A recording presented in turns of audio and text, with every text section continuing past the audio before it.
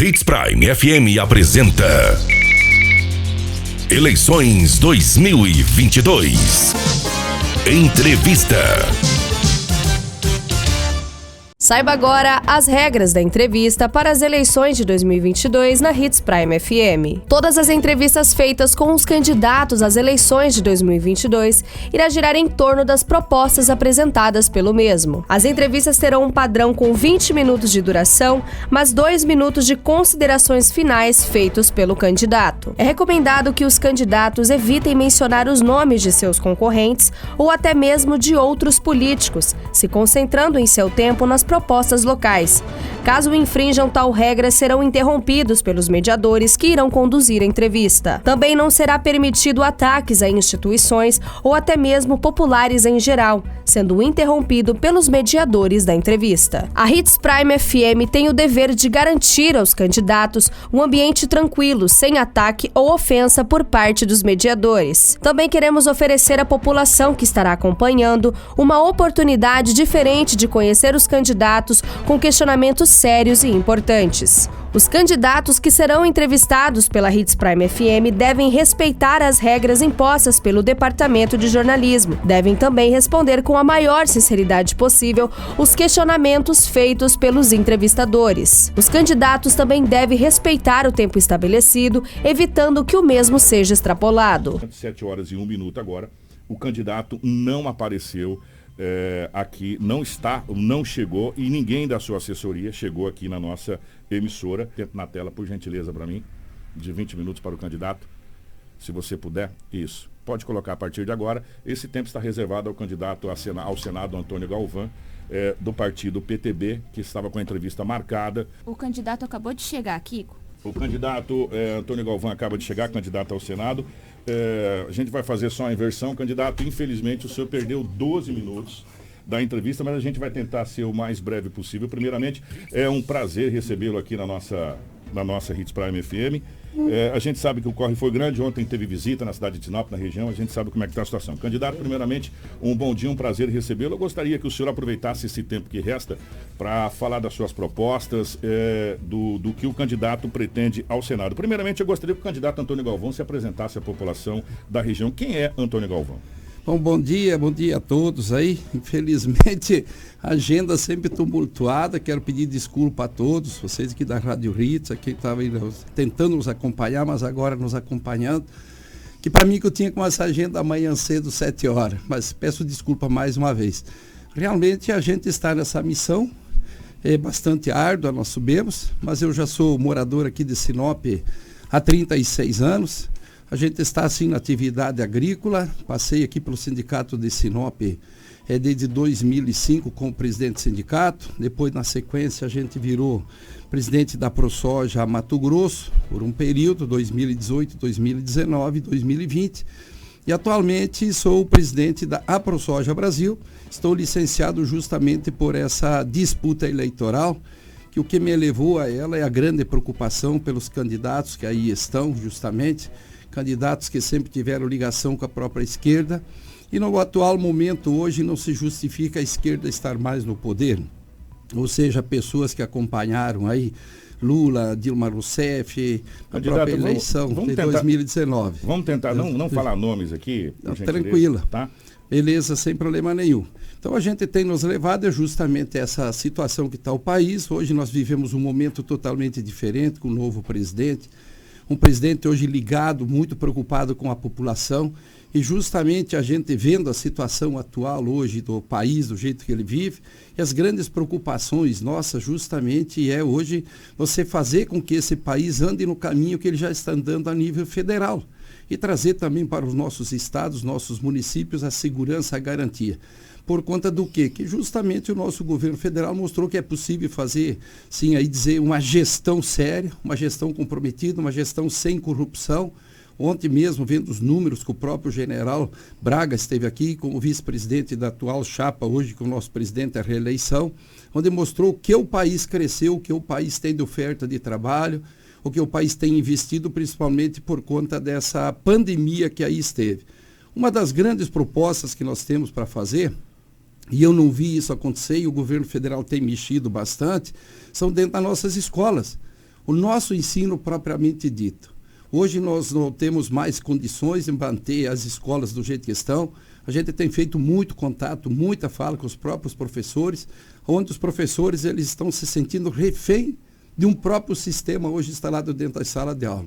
Onde é que é possível um aluno, simplesmente porque ele frequentou a sala de aula, se ele aprendeu ou não aprendeu, ele simplesmente está passando de ano. E qual é a proposta para a proposta é justamente a gente fazer uma reformulação na grade escolar. E esse aluno, para poder seguir adiante dentro da escola, passar de ano, como a gente fala, quando você começa agora, são 9 anos, inclusive, do ensino fundamental, como se fala, já a palavra por si próprio fala fundamental, justamente, aonde esse aluno tenha grade escolar, aonde ele consiga realmente aprender alguma coisa para a vida. Porque o que nós vimos hoje? Alunos saindo hoje de cursos superiores, inclusive com canudo, não sabendo a tabuada. Isso é impossível você não saber as 4 operações da matemática saindo hoje do ensino fundamental com 9 anos na escola. Não seria porque a gente está no ensino arcaico ainda, que não foi alterado há muito tempo, você tem que, às vezes, aprender coisas que você não coloca teoricamente em prática, deixando de aprender coisas fundamentais para o seu crescimento profissional? Mas justamente eu falo que o arcaico é que ensinava o aluno. Hoje foi muito modernizado. Acredito que temos que voltar onde nós estudamos lá atrás, que só passávamos de ano, caso você aprendesse. Mas nós não estamos na contramão da evolução do mundo? Não, evolução é fazer com que o aluno aprenda. Essa evolução, como? Não interessa, mas o aluno tem que aprender ele para poder passar de ano. Grades escolar aí, por exemplo, que você tem que não serve para nada para o aluno. Nós temos que nos dedicar com o aluno, justamente, em cima de coisas novas, de coisas modernas que está aí hoje, que nunca foi dado. Essa é uma das matérias que eu quero propor. O arcaico que eu falo, o cara para passar de ano, ele tem que aprender as 4 operações de matemática. Ele tem que saber ler, ele tem que saber escrever. Ele tem que conhecer um pouco da história do nosso país, do nosso Mato Grosso, ele tem que conhecer um pouco da nossa geografia, mas principalmente retornar o que nós tínhamos na época, que era o tal do SPB. Organização Social e Política Brasileira. Hoje o cara não sabe a função do nosso Congresso Nacional, não sabe a função do Executivo, do Legislativo, do Judiciário, a educação moral e cívica que nós tínhamos. Mas eu vou mais longe, eu acredito que nós temos que colocar uma matéria dentro da nossa sala de aula que se chama empreendedorismo. Mostrar para aquelas crianças que lá chegam, que independente da origem familiar dela, que parece que tem um bloqueio porque uma criança nasce de uma família pobre que ele tem que ter o destino de ser pobre, ser funcionário. Não é. Não é nada disso. Candidato, vamos aproveitar esses 3 minutos. Eu queria falar de uma situação que eu tenho certeza com a bandeira que o senhor defende, que o senhor vem do agro, né? E hoje a nossa região, a região do Mato Grosso, a região centro-oeste brasileira é estritamente produtiva. E nós estamos refém de um modal de transporte chamado BR-163. Eu gostaria de saber se o candidato sendo eleito ao Senado, o que a gente pode esperar na questão da BR-163 que liga Sinop hoje ao restante do país, não só Sinop, né? O Mato Grosso, e a gente está refém dessa BR-163. É só para complementar essa história do empreendedorismo, que mostrar para aquela criança tirar aquele bloqueio, que ela pode ser um empresário de sucesso independente da origem familiar. Ou venha da origem de uma família mais humilde, mais pobre, o que vem ali. Tirar aquele bloqueio dela, não, você pode ser um empresário de sucesso, sem dúvida nenhuma. Que aí você começa a mostrar para as pessoas, porque estão muito ligados com concursos públicos, para poder ser funcionário público. Quanto à BR-163, você sabe que virou o corredor da morte, isso é uma luta de eterna. Infelizmente, podemos dizer ao mesmo tempo, felizmente, que a gente conseguiu descobrir aí dentro de todo esse aparato da corrupção brasileira, que é onde acabou interrompendo aí a questão de duplicar a BR-163. Mas essa é uma luta incessante, é uma luta que nós vamos continuar, assim como senador da República. Não tenha dúvida nenhuma que essa situação não pode acontecer. A gente que gosta de andar de carro, vai de carro, Cuiabá direto, volta para Sinop. Tenho andado aqui para o norte, hoje o fluxo do caminhão subiu muito, hoje sentido Miritituba, mas o perigo e todo o santo dia tem um acidente. E você veja que onde ela está duplicada ali de Diamantino a Rosário Oeste, ou seja, lá agora recentemente também eu fui de Cuiabá a Rondonópolis, a tranquilidade que você tem de uma pista duplicada. Então isso já era um fato para ter acontecido, já era para ter encerrado essa duplicação, mas infelizmente com a Lava Jato você trouxe essas empresas todas aí da corrupção que existia dentro do governo passado e que hoje, graças a Deus, você tirou ela fora. Então nós vamos lutar sim para essa duplicação. Eu estou tentando aproveitar o máximo de tempo possível, que a gente perdeu bastante tempo. Uma coisa que me chamou bastante atenção nas suas propostas é na questão da reforma tributária. Eu gostaria que você explanasse rapidamente, até para a gente aproveitar tempo, qual é o principal eixo dessa reforma tributária que está imposta na sua proposta de eleição. Primeiramente, a gente defende a reforma administrativa, para se adequar à casa.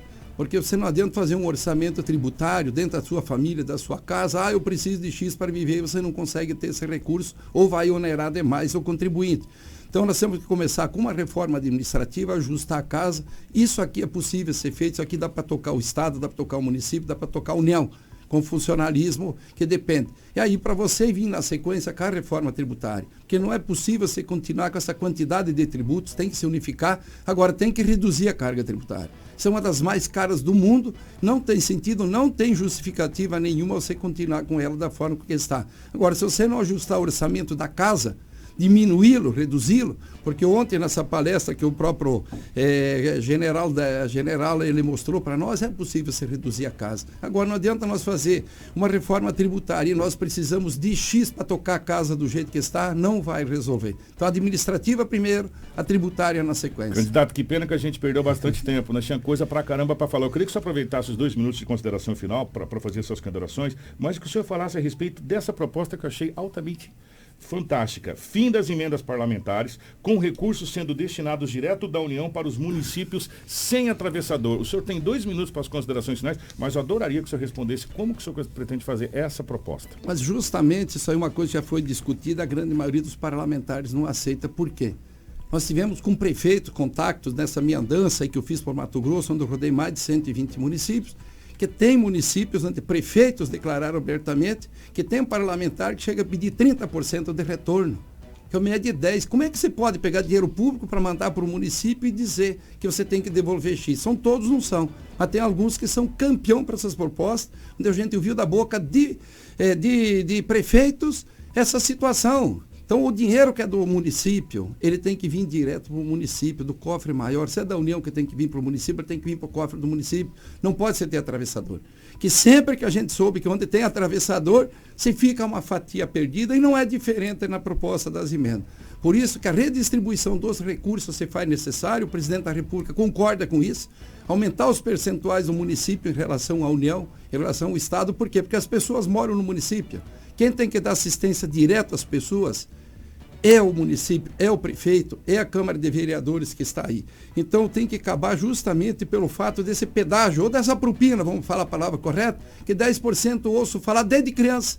São todos, não são todos os parlamentares, quero deixar claro, mas tem alguns aí que chegam a pedir 30%, 20%, de um valor que viria para o município para ser investido em favor do município, das pessoas que aí estão, seja em rodovia, seja asfalto, seja saúde, seja de toda forma, seja nas próprias escolas. Então isso aí eu sou totalmente contrário, vamos lutar para isso, como também o fundo eleitoral. O fundo eleitoral não atinge o objetivo do candidato com menos potencial, não atinge o objetivo do partido que tem menos potencial, sempre vai para os mesmos, sempre para os maiores.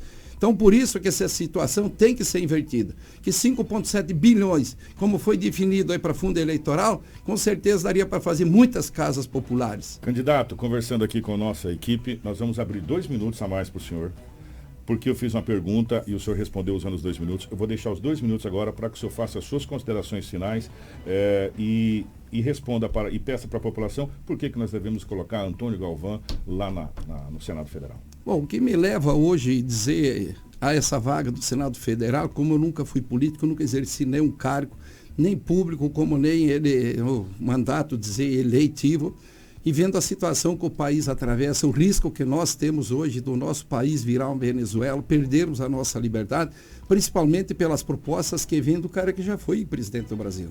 A nossa preocupação em mostrar justamente o que o nosso presidente atual vem fazendo. Onde trouxe todas as nossas estatais dando lucro, onde trouxe o cofre público hoje federal, ele está sanado.